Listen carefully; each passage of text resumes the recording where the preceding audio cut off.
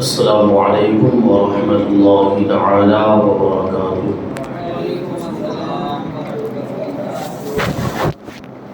نحمده ونصلي ونسلم على رسوله الكريم، اما بعد فاعوذ بالله من الشیطان الرجیم، بسم اللہ الرحمن الرحیم۔ اولئک كتب في قلوبهم الایمان وأیدهم بروح منه، صدق اللہ العظیم۔ آئیے ہم اور آپ اپنے دستور کے مطابق سب سے پہلے حضور سرور کائنات، فخر موجودات، باعث تخلیق کائنات، احمد مجتبی محمد مصطفیٰ صلی اللہ علیہ وسلم کی بارگاہ اقدس میں درود و سلام کا ہدیہ پیش کریں اور پڑھیں اللہم صلی علی سیدنا و مولانا محمد معدن الجود والکرم وآلہ الکرام وابنہ الکریم وبارک وسلم، صلاۃ و سلام علیک یا رسول اللہ صلی اللہ تعالی علیہ وسلم۔ عزیزان ملت اسلامیہ، جیسا کہ آپ سب جانتے ہیں کہ آج ہم اور آپ یہاں پر اعلیٰ حضرت امام عشق و محبت، امام اہل سنت، عظیم البرکت، عظیم المرتبت امام احمد رضا خان علیہ رحمت و رضوان کی بارگاہ میں خراج عقیدت پیش کرنے کے لیے جمع ہوئے ہیں۔ اللہ تبارک و تعالی ہماری اس محفل کو اپنی بارگاہ میں قبول فرمائے اور اس کو ہمارے لیے آخرت میں ذریعہ نجات بنائے۔ یقیناً ہمارے امام کا ہم پر بہت بڑا احسان ہے، اس احسان کا جتنا شکریہ ادا کیا جائے اتنا کم ہے۔ وہ اسی وجہ سے ان کے عرس کے موقع پر اس طرح کی محفلیں منعقد کرتے ہیں تاکہ کسی انداز میں، کسی طریقے سے ہم اپنے امام کا شکریہ ادا کر سکیں۔ اعلیٰ حضرت رضی اللہ تعالیٰ عنہ کیسی شخصیت، کیسا مقام و مرتبہ ہے۔ علماء فرماتے ہیں کہ اللہ کی نشانیوں میں سے ایک نشانی کا نام احمد رضا ہے۔ رسول پاک صلی اللہ علیہ وسلم کے معجزات میں سے ایک معجزے کا نام احمد رضا ہے، غوث پاک کی کرامت کا نام احمد رضا ہے۔ محافظ ناموس رسالت، ناموس رسالت پر پہرا دیا، اللہ کے رسول صلی اللہ علیہ وسلم کی عزت پر پہرا دیا۔ اعلیٰ حضرت رضی اللہ تعالیٰ عنہ کے زمانے میں طرح طرح کے فتنے جنم لے رہے تھے اور بہت سے فتنے جنم لے چکے تھے۔ کہیں رسول پاک صلی اللہ علیہ وسلم کی شان میں گستاخیاں ہو رہی تھی، کہیں اولیاء کرام کے تصرفات کا انکار کیا جا رہا تھا، ان کی کرامتوں کا انکار کیا جا رہا تھا، بلکہ آگے بڑھ کر کچھ لوگ تو یہاں تک پہنچ گئے کہ معاذ اللہ، اللہ تبارک و تعالیٰ کی شان میں بھی گستاخی کر دی اور یہ تک لکھ دیا کہ اللہ جھوٹ بول سکتا ہے معاذ اللہ، اگرچہ بولے گا نہیں۔ یہ بات آج بھی ان کی کتابوں میں لکھی ہوئی ہے، جبکہ ہمارا عقیدہ یہ ہے کہ جو خدا ہوتا ہے وہ کبھی جھوٹ نہیں بولتا، کیونکہ جھوٹ برائی ہے، جھوٹ عیب ہے، اور خدا کا سارے عیوب اور ساری برائیوں سے پاک ہونا ضروری ہے۔ ہمارا خدا تو سارے عیوب سے پاک ہے، ہمارا خدا تو ساری برائیوں سے پاک ہے۔ وہ ان کا خدا ہوگا جو جھوٹ بول سکتا ہوگا، ان کا کوئی دوسرا خدا ہوگا، ہمارا خدا تو جھوٹ نہیں بول سکتا۔ اللہ تبارک و تعالیٰ کی شان میں بھی گستاخیاں ہو رہی تھی، رسول پاک صلی اللہ علیہ وسلم کی شان میں بھی گستاخیاں ہو رہی تھی۔ کہیں حضور کے علم غیب پر اعتراضات کیے جا رہے تھے، کہیں حضور پاک صلی اللہ علیہ وسلم کے علم کو شیطان کے علم سے کم بتایا جا رہا تھا، کہیں معاذ اللہ حضور پاک صلی اللہ علیہ وسلم کے علم کو بچوں، پاگلوں اور چوپایوں کے علم سے تشبیہ دی جا رہی تھی، کہیں معاذ اللہ رسول پاک صلی اللہ علیہ وسلم کے سید المرسلین ہونے کا، انبیاء کرام کے سردار ہونے کا انکار کیا جا رہا تھا، کہیں حضور پاک صلی اللہ علیہ وسلم کے تشریعی اختیارات کا انکار کیا جا رہا تھا، کہیں معاذ اللہ حضور پاک صلی اللہ علیہ وسلم کے دافع البلا ہونے کا انکار کیا جا رہا تھا، اس وقت ایک مرد مجاہد کھڑا ہوا جس کو ہم امام احمد رضا کے نام سے یاد کرتے ہیں۔ انہوں نے اپنا قلم اٹھایا اور اس قلم کے ذریعے سے سارے گستاخوں کو دندان شکن اور منہ توڑ جواب دیا ہے، اور ایسے دلائل قائم کر دیے، اور قلم کے ذریعے سے ہمارے امام نے تلوار کا کام لیا اور ایسے زخم لگائے ہیں کہ آج تک وہ زخم بھر نہیں پائے ہیں، اور وہ زخم کبھی بھرنے لگ جاتے ہیں تو ہمارے علماء ان زخموں کو پھر سے تازہ کر دیا کرتے ہیں امام کا ذکر کر کے۔ تو اعلیٰ حضرت رضی اللہ تعالیٰ عنہ کیسے ناموس رسالت کے محافظ، پوری زندگی اعلیٰ حضرت رضی اللہ تعالیٰ عنہ خدا اور رسول کے دشمنوں کو جواب دیتے رہے، ان سے نفرت کا اظہار کرتے رہے، اہل ایمان کو، سنی مسلمانوں کو ان سے دور کرتے رہے، ان سے آگاہ کرتے رہے، اور اسی وجہ سے اللہ تبارک و تعالیٰ نے امام احمد رضا کو اپنے خاص بندوں میں شامل فرما دیا۔ اللہ تعالیٰ قرآن مجید میں ارشاد فرماتا ہے اولئک کتب فی قلوبہم الایمان وایدہم بروح منہ، یہی وہ لوگ ہیں کہ جن کے دلوں میں اللہ تبارک و تعالیٰ نے ایمان کو نقش کر دیا اور اپنی طرف کی روح کے ذریعے سے ان کی مدد فرمایا کرتا ہے۔ تو امام احمد رضا کی بھی یہی شان کہ اللہ تبارک و تعالیٰ نے رسول پاک صلی اللہ علیہ وسلم کے صدقے میں ان کے دل میں ایمان کو نقش کر دیا۔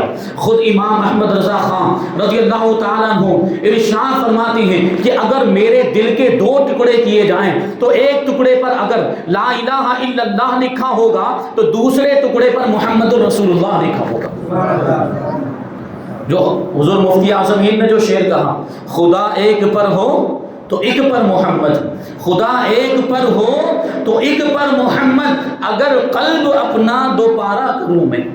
یہ شان ہے ہمارے ایمان کی، اور ظاہر سی بات ہے کہ رسول پاک صلی اللہ علیہ وسلم اللہ کے محبوب ہیں، تو جو رسول پاک صلی اللہ علیہ وسلم کی ناموز پر پہرا دے گا، جو حضور صلی اللہ علیہ وسلم کی عزت کی حفاظت کرے گا، اللہ تبارک و تعالیٰ اس کی عزت میں اضافہ فرما دیا کرتا ہے، اس کے مرتبے کو بلند کر دیا کرتا ہے۔ اعلیٰ حضرت نے ناموس رسالت پر پہرا دیا تو اللہ تبارک و تعالیٰ نے وہ مقام و مرتبہ عطا فرما دیا کہ آج گلی، ہر گلی میں، ہر کوچے میں، ہر علاقے میں اعلیٰ حضرت کا ذکر ہو رہا ہے۔ اور اس سے بڑھ کے بات کروں میں تو اعلیٰ حضرت رضی اللہ تعالیٰ عنہ کو رسول پاک صلی اللہ علیہ وسلم کی عزت پر پہرا دینے کے صدقے میں، سنیت کی حفاظت کرنے کے صدقے میں وہ مرتبہ ملا کہ آج رسول پاک صلی اللہ علیہ وسلم کا دین امام احمد رضا کے نام سے جانا جا رہا ہے۔ یہ مرتبہ ملا ہمارے امام کو۔ عرض یہ کرنا چاہ رہا ہوں، مختلف رسائل، مختلف کتابیں اعلیٰ حضرت رضی اللہ تعالیٰ عنہ نے لکھی ہیں۔ اعلیٰ حضرت رضی اللہ تعالیٰ عنہ کے دور میں ایک فتنہ یہ بھی اٹھا، وہابیوں نے اعتراض کیا کہ معاذ اللہ رسول پاک صلی اللہ علیہ وسلم سید المرسلین نہیں، وہ رسولوں کے سردار نہیں، وہ نبیوں میں سب سے افضل نہیں۔ یہ سوال اعلیٰ حضرت کی بارگاہ میں آیا، اعلیٰ حضرت رضی اللہ تعالیٰ عنہ نے قلم اٹھایا، 1-2 صفحہ نہیں، 4-5 پیج نہیں، بلکہ سینکڑوں پیج کا رسالہ تیار کر دیا، اور قرآن کی آیتوں سے بھی، حدیثوں سے بھی، اقوال فقہا، اقوال مجتہدین، صحابہ اکرام کے اقوال سے، بزرگان دین کے اقوال سے یہ بات ثابت کر دی کہ ہمارے آقا سید المرسلین ہیں، نبیوں کے بھی سردار ہیں، رسولوں کے بھی سردار ہیں، بلکہ پوری کائنات میں اللہ کے بعد اگر سب سے بڑا مرتبہ کسی کا ہے تو وہ ہمارے آقا۔ رسالے کا نام ہے تجلی الیقین بان نبینا سید المرسلین۔ اعلیٰ حضرت رضی اللہ تعالیٰ عنہ جب یہ رسالہ لکھ رہے تھے، ظاہر سی بات ہے حضور کا مرتبہ بیان کر رہے ہیں، حضور کی شان بیان کر رہے ہیں، حضور کی ناموس کو بیان کر رہے ہیں، حضور کی کا اللہ تبارک و تعالیٰ کی بارگاہ میں کیا رتبہ ہے اس کو بیان کرتے ہیں قرآن و حدیث کی روشنی میں۔ تو ظاہر سی بات ہے یہ کتنا عظیم کام ہے۔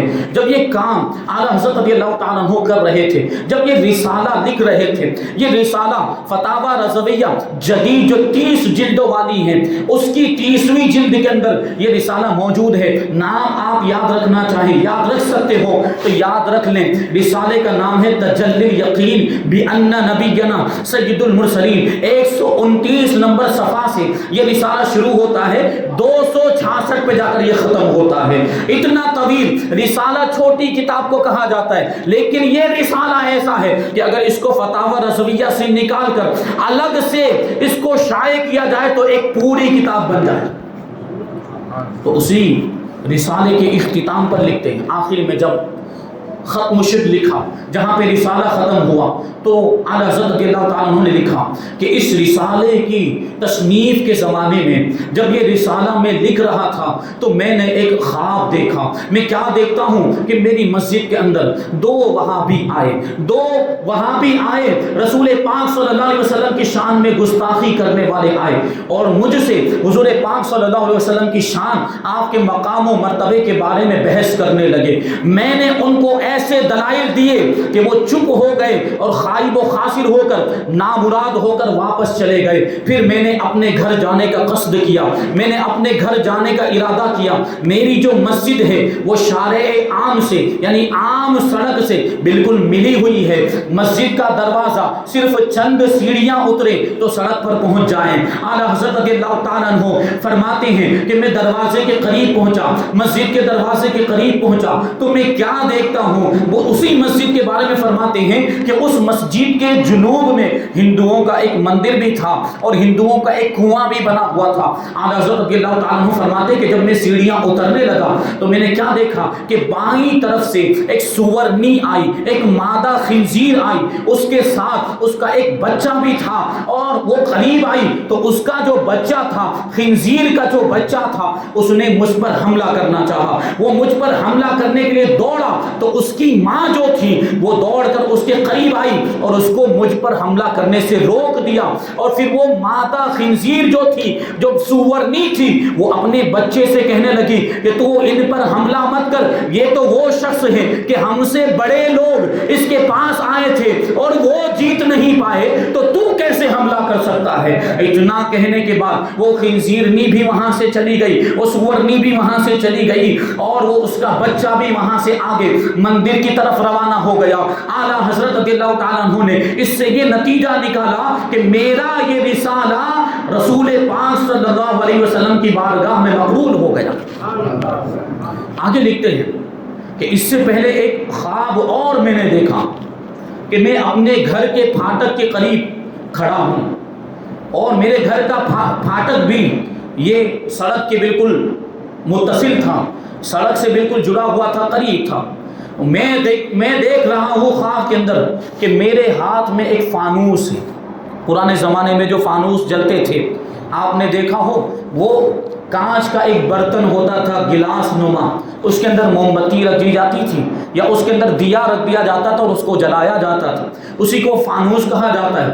اعلیٰ حضرت رضی اللہ تعالیٰ عنہ کہتے ہیں کہ وہ فانوس بہت ہی دبیز بلوری کانچ کا بنا ہوا تھا. بلوری کانچ کا، وہ بڑا ہی قیمتی کانچ، اس کا بلوری کانچ وہ اس شیشے کا بنا ہوا تھا. آگے فرماتے ہیں ہمارے امام کہ میں اس فانوس کو روشن کرنے کی کوشش کرتا تھا. میں یہ کوشش کر رہا تھا کہ کسی طریقے سے یہ فانوس روشن ہو جائے، یہ جل جائے، لیکن میرے دائیں جانب ایک شخص تھا اور بائیں جانب ایک شخص تھا. جب بھی میں اس فانوس کو جلانے کی کوشش کرتا تھا، اس فانوس کو روشن کرنے کی کوشش کرتا تھا، یہ دونوں لوگ اس پر پھونک مار کر اس کو بجھا دیا کرتے تھے. یہی کیفیت تھی اور یہی سلسلہ جاری تھا کہ میں نے کیا دیکھا کہ اللہ کے رسول صلی اللہ علیہ وسلم مسجد کی جانب سے تشریف لائے، اور رسول کائنات صلی اللہ علیہ وسلم میرے قریب آنے کے بعد، اتنی قریب آنے کے بعد تشریف فرما ہو گئے کہ صرف ایک بالشت کا فاصلہ رہ گیا، بلکہ اس سے بھی کم کا فاصلہ رہ گیا تھا. اللہ کے رسول صلی اللہ علیہ وسلم نے پھر مجھ سے ارشاد فرمایا کہ احمد رضا تم فانوس میں پھونک مارو، اللہ تبارک و تعالیٰ اسے روشن فرما دے گا. پھر میں نے اس فانوس میں پھونک ماری. امام احمد رضا کہتے ہیں کہ ایسا نور پیدا ہوا کہ جس سے وہ پورا فانوس بھر گیا ہے. یہ اعلیٰ حضرت رضی اللہ تعالیٰ عنہ نے جو حضور کی ناموس پر پہرا دیا تو رسول پاک صلی اللہ علیہ وسلم کی بارگاہ میں یہ مرتبہ. اعلیٰ حضرت رضی اللہ تعالیٰ عنہ کے زمانے میں بہت سارے فتنے ہوتے. ایک فتنہ یہ بھی تھا، ہمارا عقیدہ ہے کہ رسول پاک صلی اللہ علیہ وسلم کے جسم مبارک کا سایہ نہیں تھا. یہ بھی اعتراض، اس بات کا انکار کیا گیا اور ہمارا عقیدہ یہ ہے کہ رسول پاک صلی اللہ علیہ وسلم نور ہیں، بشر بھی ہیں لیکن نور بھی ہیں۔ حضور کی بشریت کا انکار کرنے والا بھی کافر اور حضور کے نور کا انکار کرنے والا بھی کافر ہے۔ تو حضور پاک صلی اللہ علیہ وسلم نور بھی ہیں، بشر بھی ہیں، یعنی ہم اس کو یوں کہہ سکتے ہیں کہ حضور پاک صلی اللہ علیہ وسلم نورانی بشر ہیں، اور ایسے بشر ہیں کہ خیر البشر ہیں، انسانوں میں سب سے بہترین انسان ہیں، انسان کامل جن کو کہا جائے کہ اللہ تبارک و تعالیٰ نے حضور پاک صلی اللہ علیہ وسلم کی ذات میں کسی طرح کی کوئی کمی اور کوئی نقصان، کوئی برائی، کوئی عیب رکھا ہی نہیں تھا۔ نہ حضور سے پہلے حضور کے جیسا کوئی ہوا، نہ حضور کے بعد حضور کے جیسا کوئی ہو سکتا ہے۔ تو حضور نور ہے، اس کو ثابت کرنے کے لیے بھی اعلیٰ حضرت رضی اللہ تعالیٰ عنہ نے ایک رسالہ لکھا، اس کا نام ہے صلات الصفا فی نور المصطفیٰ، یہ بھی فتاوی رضویہ کی 30ویں جلد کے اندر موجود ہے۔ اور جب اعلیٰ حضرت رضی اللہ تعالیٰ عنہ کے دور میں حضور کے سائے کے بارے میں یہ اعتراض کیا گیا کہ حضور کا سایہ تھا، ہمارا عقیدہ یہ ہے کہ حضور نور ہیں اور نور کا سایہ نہیں ہوتا، نور کا سایہ نہیں ہوتا۔ یہ روشنی ہم دیکھتے ہیں، یہ بلب جل رہے ہیں، یہ بلب سے جو روشنی نکل رہی اس کا سایہ نہیں، اس کے مد مقابل اگر کوئی چیز آ جائے تو اس کا سایہ ہوگا، لیکن روشنی اور نور کا سایہ نہیں ہوتا۔ ہمارے آقا نور ہیں تو نور کا سایہ نہیں ہوتا۔ اسی بات کو ثابت کرنے کے لیے اعلیٰ حضرت رضی اللہ تعالیٰ عنہ نے ایک رسالہ نہیں بلکہ تین رسالے لکھے۔ پہلے رسالے کا نام ہے نفی الفیء عمن استنار بنورہ کل شیء، اور دوسرا رسالہ اس کا نام ہے قمر التمام فی نفی الظل عن سید الانام، اور تیسرا رسالہ اس کا نام رکھا ہدی الحیران فی نفی الفیء عن سید الاقوام۔ اور ان تینوں رسالے کے اندر اعلیٰ حضرت رضی اللہ تعالیٰ عنہ نے دلائل کی روشنی میں یہ بات ثابت فرما دی کہ ہمارے آقا حضور پاک صلی اللہ علیہ وسلم کے جسم مبارک کا سایہ نہیں پڑتا تھا، نہ چاند کی روشنی میں نہ سورج کی روشنی میں، حضور پاک صلی اللہ علیہ وسلم کی یہ شان۔ اچھا، ابھی ایک بات آپ کے ذہن میں آ رہی ہوگی کہ حضور کے جسم مبارک کا سایہ نہیں تھا، لیکن حضور جو لباس پہنتے تھے، حضور کبھی امامہ شریف بھی پہنتے تھے، حضور کبھی اپنے ہاتھ میں عصا بھی رکھتے تھے، کبھی کرتا پہنتے، کبھی تہبند پہنتے تھے، کبھی نعلین شریف، تو کیا ان چیزوں کا بھی سایہ نہیں تھا؟ سوال ہوتا ہے۔ تو اس کا جواب ہمارے علماء نے یہ دیا کہ وہ صحابہ کرام جنہوں نے یہ بات بیان کی کہ حضور کے جسم مبارک کا سایہ نہیں تھا، انہوں نے کہیں بھی یہ تفصیل نہیں بیان کی ہے کہ جسم مبارک کا تو سایہ نہیں تھا لیکن لباس کا سایہ تھا۔ انہوں نے یہ بیان نہیں کیا کہ جسم مبارک کا تو سایہ نہیں تھا لیکن پیرہن مبارک کا، کرتے کا، امامہ شریف کا، عصا مبارک کا، نعلین شریف کا سایہ تھا۔ ایسی کوئی بھی تفصیل کسی بھی روایت کے اندر نہیں ملتی۔ اس سے یہی پتا چلتا ہے کہ جس طرح حضور پاک صلی اللہ علیہ وسلم کے جسم مبارک کا سایہ زمین پر نہیں پڑتا تھا، جب حضور لباس پہنتے تھے، حضور کرتا مبارک پہنتے تھے، حضور تہبند مبارک پہنتے تھے، امامہ شریف پہنتے تھے، ہاتھ میں عصا لے لیتے تھے اور نعلین شریف پہن لیتے تھے، تو حضور کے جسم سے نسبت ہو جانے کی وجہ سے یہ چیزیں بھی نورانی ہو جاتی تھیں اور پھر ان چیزوں کا بھی سایہ زمین پر نہیں پڑتا تھا۔ یہ شان ہے ہمارے آقا کی۔ اعلیٰ حضرت رضی اللہ تعالیٰ عنہ کے زمانے میں اور ایک اعتراض ہوا، وہ اعلیٰ حضرت رضی اللہ تعالیٰ عنہ نے ایک شعر لکھا ہے، حاجیوں آؤ شہنشاہ کا روزہ دیکھو، کعبہ تو دیکھ چکے، کعبے کا کعبہ دیکھو۔ پہلے مصرے میں کیا آیا؟ حاجیوں آؤ شہنشاہ کا روزہ دیکھو۔ شہنشاہ کا مطلب کیا ہوتا ہے؟ بادشاہوں کا بادشاہ۔ تو اعتراض یہ کیا گیا کہ اس کا عربی میں ترجمہ ہو جائے گا ملک الملوک، بادشاہوں کا بادشاہ، اور بادشاہوں کا بادشاہ تو اللہ تبارک و تعالیٰ ہے، اللہ کے علاوہ کوئی بھی بادشاہوں کا بادشاہ نہیں ہو سکتا۔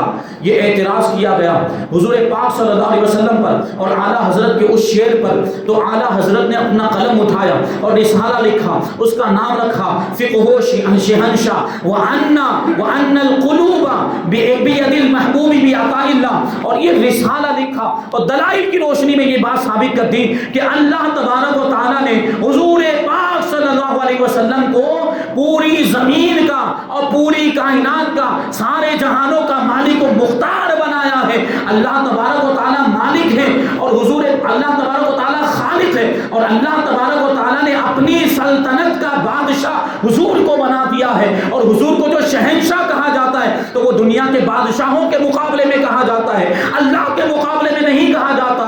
اللہ کے مقابلے میں ہرگز ہم نہیں کہہ سکتے، اور نہ ہی ہمارا یہ عقیدہ۔ وہ دنیا کے بادشاہوں کے مقابلے میں کہا جاتا ہے کہ دنیا کے بادشاہوں میں سب سے بڑا کوئی بادشاہ ہے تو وہ ہمارے آقا صلی اللہ علیہ وسلم ہے۔ اس اعتبار سے حضور کو شہنشاہ کہا جا سکتا ہے، اور اللہ تبارک و تعالیٰ نے حضور کو وہ اختیارات بھی عطا فرمائے کہ جو چاہے تبدیلی فرمائے، کیونکہ حضور نے خود ارشاد فرمایا کہ میرے پاس زمین کے خزانوں کی چابیاں لائی گئی اور لا کر میرے ہاتھ میں وہ چابیاں رکھ دی گئی۔ چابیاں ہاتھ میں لا کر رکھ دینے کا کیا مطلب ہوتا ہے؟ پورا اختیار دے دینا، پورا پاور دے دینا۔ تو خزانوں کی چابیاں حضور کو دے دی گئی، اس کا مطلب یہ ہے کہ حضور کو زمین کے خزانوں کا مالک و مختار بنا دیا گیا۔ علامہ حسن رضا خان اسی کو یوں کہتے ہیں کہ کنجی تمہیں دی اپنے خزانوں کی خدا نے، کنجی تمہیں دی اپنے خزانوں کی خدا نے، محبوب کیا مالک و مختار بنایا۔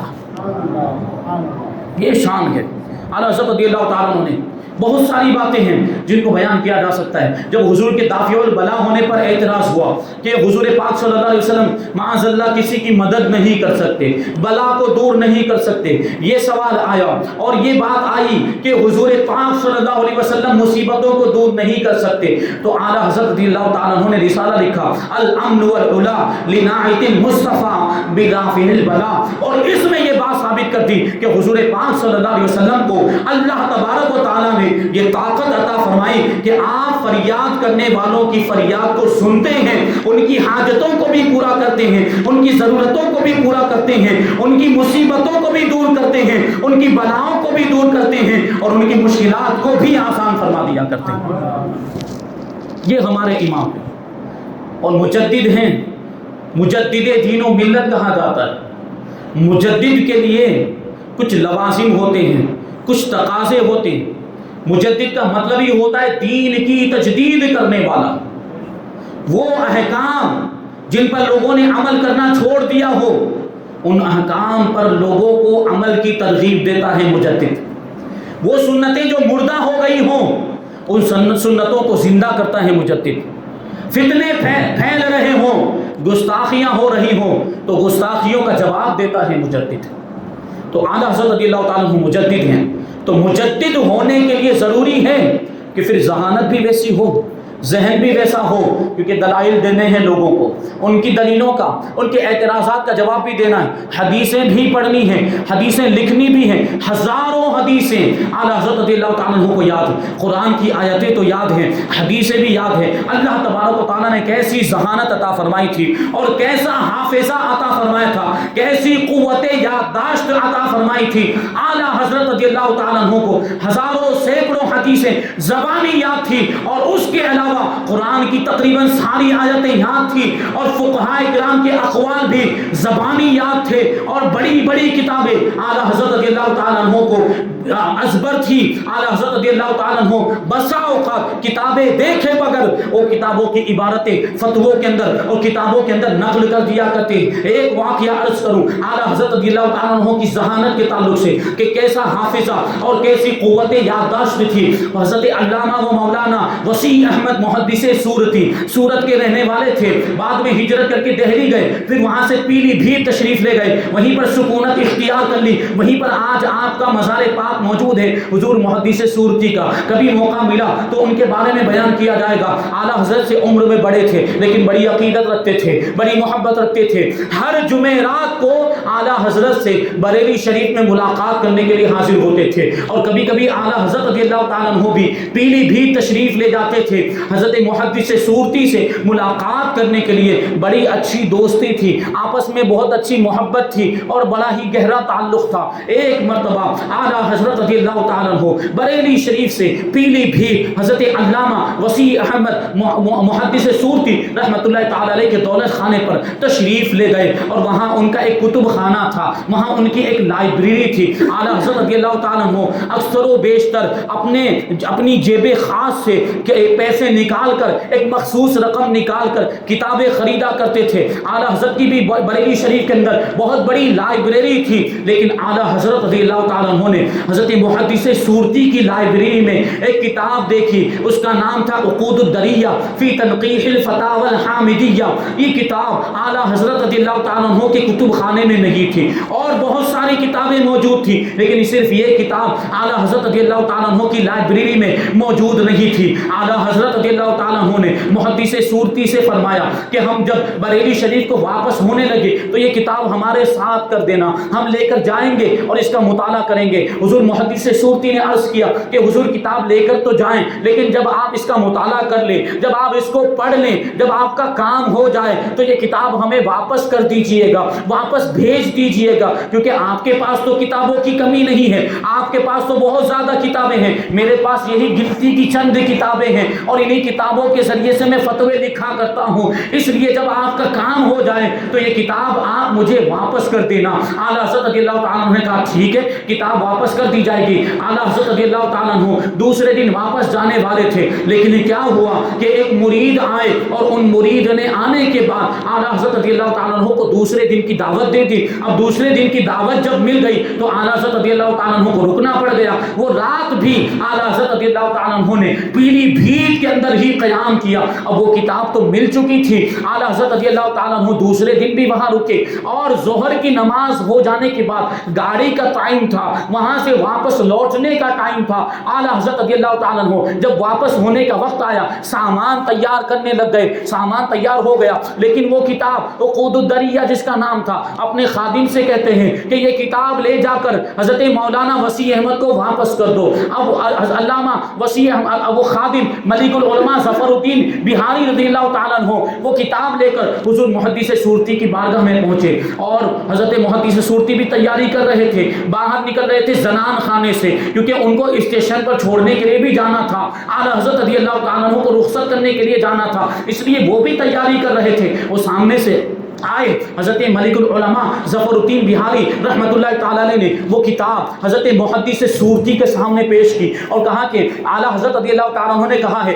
کہ یہ کتاب آپ کو واپس دے دی جائے. اب حضور محدث سورتی نے جب وہ کتاب دیکھی تو آپ کو تعجب ہوا کہ کل تو یہ بات ہوئی تھی کہ اعلیٰ حضرت اس کو بریلی شریف لے جائیں گے اور وہاں جا کر مطالعہ کریں گے, وہاں جا کر پڑھیں گے, اور جب کام ہو جائے گا تو واپس دیں گے, لیکن انہوں نے ابھی ہی واپس کر دی. بریلی شریف لے کر کیوں نہیں جا رہے ہیں؟ اعلیٰ حضرت رضی اللہ تعالیٰ عنہ کے تعلق سے آپ کو یہ ذہن میں خیال آیا کہ کہیں اعلیٰ حضرت مجھ سے ناراض تو نہیں ہو گئے, کیونکہ میں نے یہ بات کہی تھی کہ جب آپ مطالعہ کر لیں تو کتاب واپس دے دیجئے گا اور کتاب کو واپس پہنچا دیجئے گا. میں نے یہ بات کہی تھی, تو کہیں یہ بات اعلیٰ حضرت کو بری تو نہیں لگ گئی اور اس کی وجہ سے آپ ناراض ہو گئے اور یہ کتاب مجھے یہیں پر واپس دے کر جا رہے ہیں. بہرحال حضرت محدث سورتی رضی اللہ تعالیٰ عنہ اعلیٰ حضرت رضی اللہ تعالیٰ عنہ کی بارگاہ میں پہنچے اور پورا ماجرا جو ہے کہ پورا ماجرا پوچھا اور عرض کیا کہ کیا معاملہ ہے, آپ یہ کتاب لے کر جانے والے تھے لیکن ابھی ہی واپس کر رہے ہیں. تو اعلیٰ حضرت رضی اللہ تعالیٰ عنہ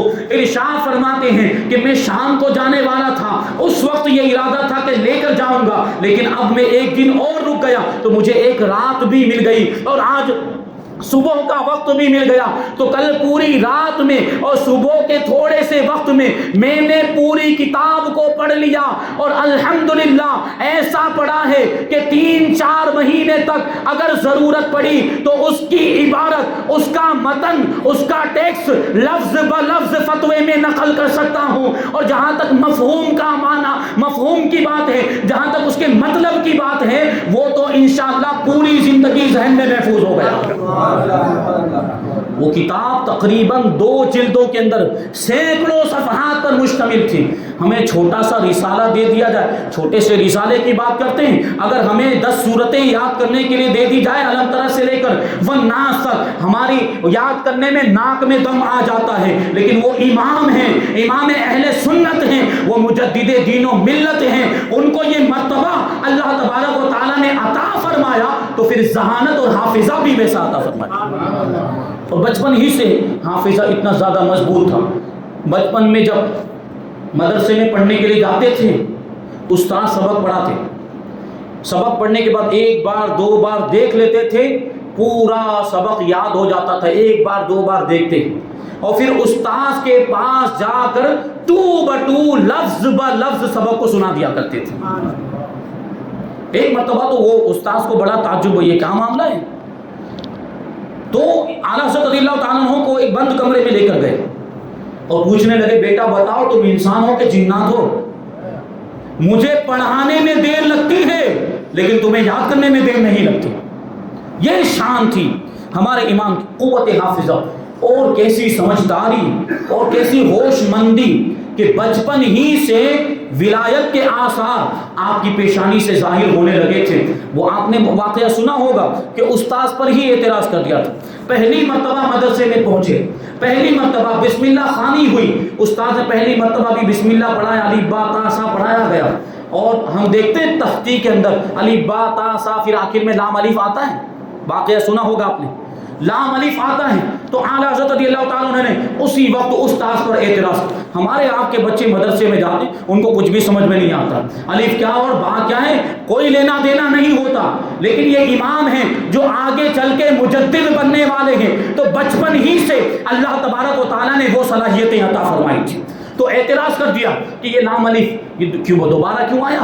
لام بھی پہلے پڑھ چکا ہوں، الف بھی پہلے پڑھ چکا ہوں، یہ لام اور الف دوبارہ کیوں آئے؟ تو وہ استاد بھی پریشان، ان کے پاس بھی جواب نہیں تھا، ان کے پاس بھی جواب نہیں تھا کہ شہزادے کو کیا جواب دیں۔ بہرحال اعلیٰ حضرت رضی اللہ تعالیٰ عنہ کے دادا جان کو بلایا گیا، علامہ رضا علی خان رحمۃ اللہ تعالیٰ علیہ کو بلایا گیا، اور استاذ نے ان کی بارگاہ میں یہ بات رکھی کہ شہزادے نے صاحبزادے نے یہ اعتراض کر دیا کہ لام بھی پہلے پڑھ چکا ہوں، الف بھی پہلے پڑھ چکا ہوں، یہ دوبارہ کیوں آیا؟ تو علامہ رضا علی خان رضی اللہ تعالیٰ عنہ نے اس کا جواب دیا تھا کہ بیٹے تم نے جو پہلے پڑھا تھا وہ الف نہیں تھا، وہ حمزہ تھا، اور اب جو آیا ہے لام کے ساتھ وہ الف ہے۔ تو اعلیٰ حضرت رضی اللہ تعالیٰ عنہ یہ کہتے ہیں کہ یہ بات تو مجھے سمجھ میں آ گئی کہ چلو مان لیتے ہیں کہ پہلے ہم نے جو پڑھا ہے وہ حمزہ تھا اور اب جو آیا ہے وہ الف ہے۔ الف اور حمزہ میں بڑا فرق ہوتا ہے، جو مدرسوں میں پڑھے ہیں اور اب جو مخرج والی اور تجوید والی جو تعلیم حاصل کر رہے ہیں ان کو پتا ہوگا کہ حمزہ کا مطلب کیا ہوتا ہے اور الف کا مطلب کیا ہوتا ہے۔ اعلیٰ حضرت کہتے ہیں کہ میں یہ بات سمجھ گیا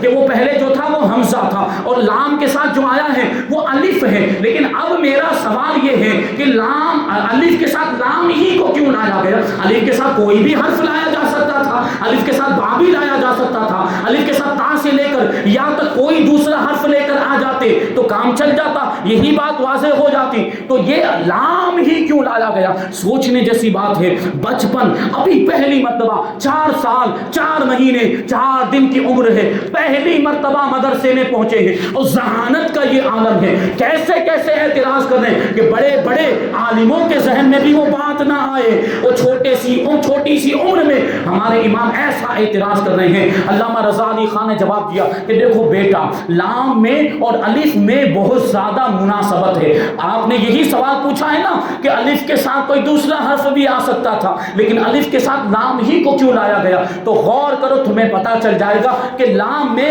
اور الف میں بڑی مناسبت موجود ہے۔ الف لکھا جائے تو کس طرح لکھیں گے؟ الف لام اور فا، جو تلفظ اس کا ہوگا جو پورا لفظ بنتا ہے وہ کیسے بنتا ہے؟ الف لام اور فا، تو اس میں غور کریں 3 حروف سے مل کر بنا ہے اور تینوں حروف کے بیچ میں کون سا حرف ہے؟ لام ہے، اور لام جب لکھا جائے تو کس طرح لکھا جائے گا؟ پورا لفظ کیسے بنے گا؟ لام الف اور میم، یہ بھی 3 حرف سے مل کر بنتا ہے اور ان تینوں حرفوں کے بیچ میں کیا ہے؟ الف ہے، یعنی الف لکھا جائے تو اس کے بیچ میں لام آتا ہے اور لام لکھا جائے تو اس کے بیچ میں الف آتا ہے۔ ان دونوں میں یہ بڑی بہت ہی مناسبت پائی جاتی ہے اور اسی مناسبت کی وجہ سے الف کے ساتھ کسی دوسرے حرف کو نہیں لایا گیا بلکہ لام کو لایا گیا۔ یہ بچپن ہی سے ذہانت اور تقوی پرہیزگاری اللہ تبارک و تعالیٰ نے کیسا مرتبہ عطا فرمایا۔ آج جو ہے کرامتوں کی کسوٹی پر ولایت کو جانچا جاتا ہے، ولی کرامت دکھائے تو مانتے ہیں اور اگر کرامت نہیں تو ولی ماننے کے لیے تیار نہیں ہوتے۔ جس کی جتنی زیادہ کرامتیں وہ اتنا ہی بڑا ولی ہے، یہ بات چلتی کہ نہیں؟ یہ مشہور، لیکن کرامت یہ ولایت کا معیار نہیں ہے۔ ولی کی سب سے بڑی کرامت تقوی اور پرہیزگاری ہے۔ اللہ تبارک و تعالیٰ قرآن مجید کے اندر ارشاد فرماتا ہے ان اکرمکم عند اللہ اتقاکم، کہ بے شک تم میں اللہ کی بارگاہ میں سب سے زیادہ کرامت والا اور سب سے زیادہ عزت والا وہ ہے جو تم میں سب سے زیادہ متقی اور پرہیزگار ہے۔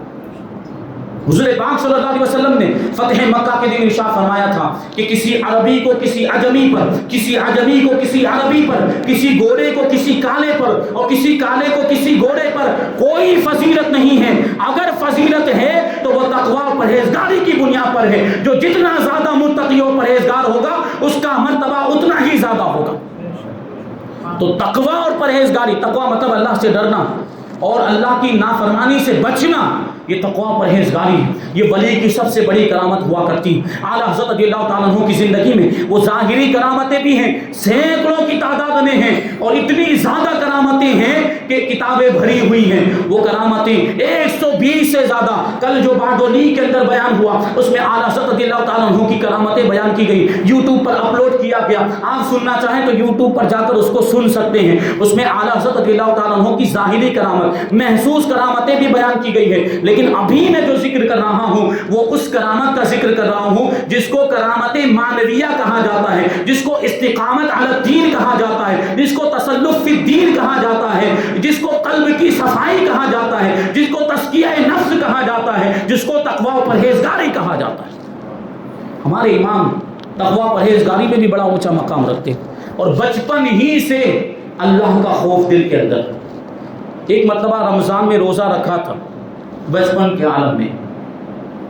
ہمارے آپ کے بچے بھی روزہ رکھتے ہیں، پہلا روزہ رکھوایا جاتا ہے، بڑا اہتمام کرتے ہیں جب بچہ پہلا روزہ رکھتا ہے، پھول ہار بھی پہنایا جائے گا، نیاز کا اہتمام بھی ہوتا ہے، گھر گھر میں نیاز بھیجی جاتی ہوتا ہے، آپ کے یہاں پہ سٹی میں تو ہوتا ہے۔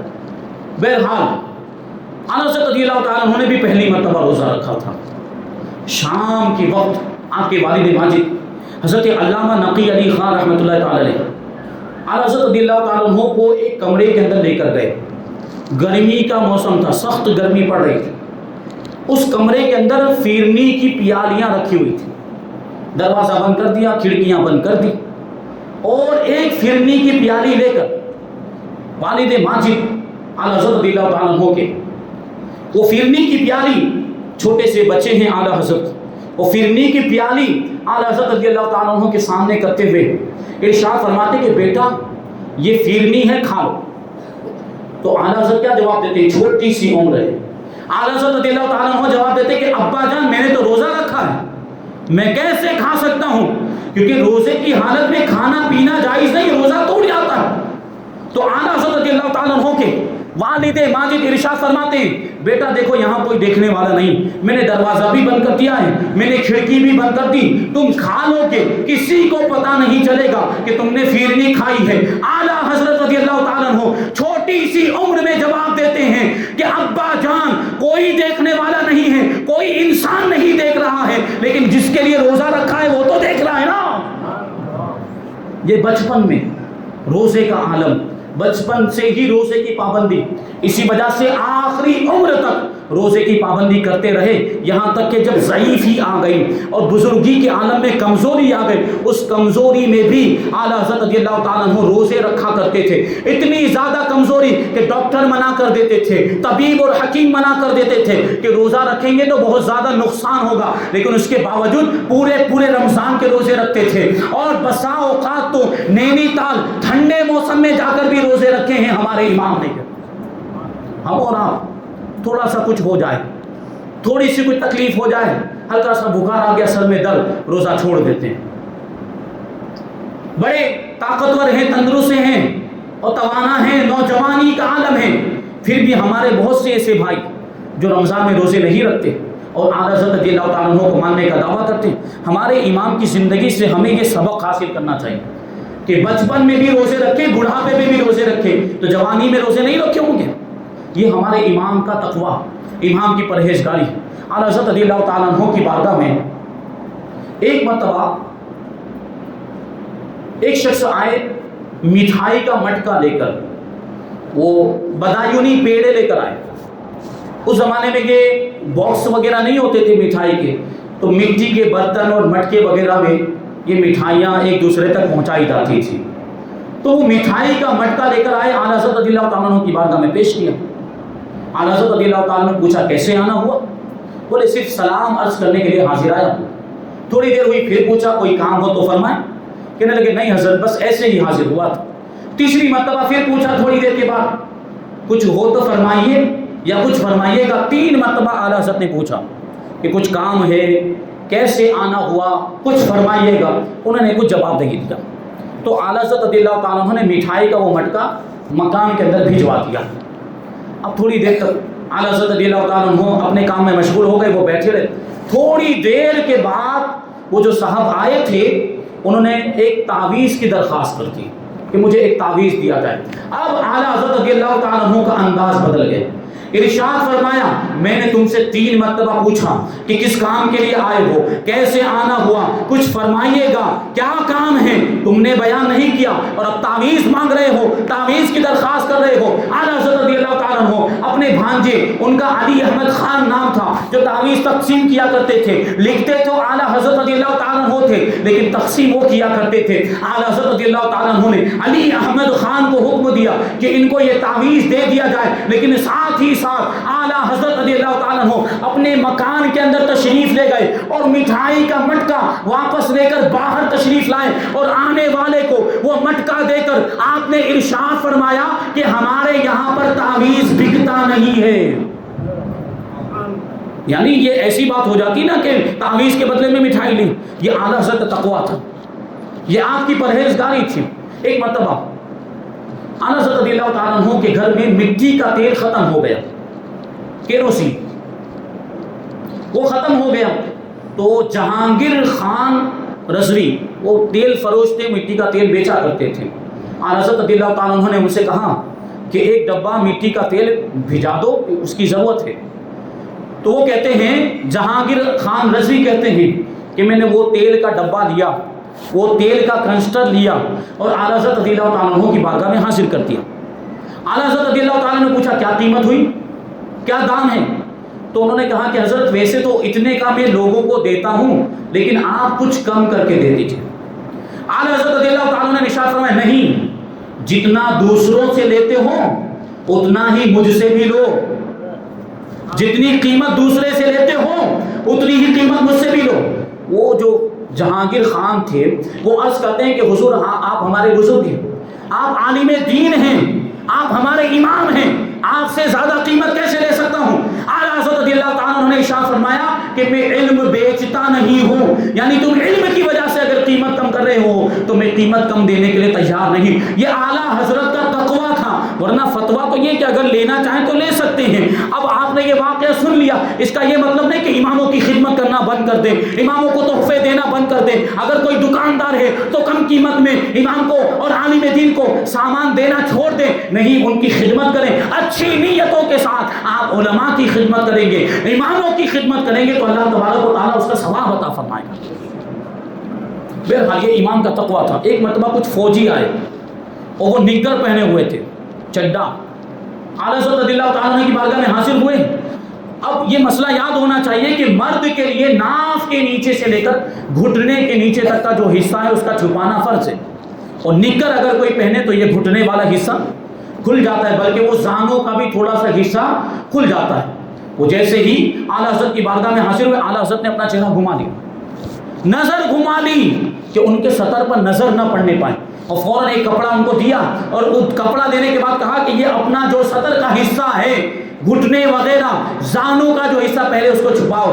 उन्होंने जब उसको छुपाया है उसके बाद आला हज़रत रज़ियल्लाहु ताला अन्हु ने उनकी तरफ तवज्जो की। ये आला हज़रत की ज़िंदगी से हमें सबक मिलता है। एक वाक़या आला हज़रत रज़ियल्लाहु ताला अन्हु का बड़ा प्यारा है। आला हज़रत रज़ियल्लाहु ताला अन्हु का तक़वा देखें कि अगर हम और आप आम तौर पर कोई कुर्ता पायजामा पहन ले, आम टोपी पहन ले या तहबंद पहन ले और उसमें नमाज पढ़ें तो कोई कराहत नहीं है, और अगर इमामा पहन ले तो मुझसे ज़्यादा सवाब मिल जाएगा।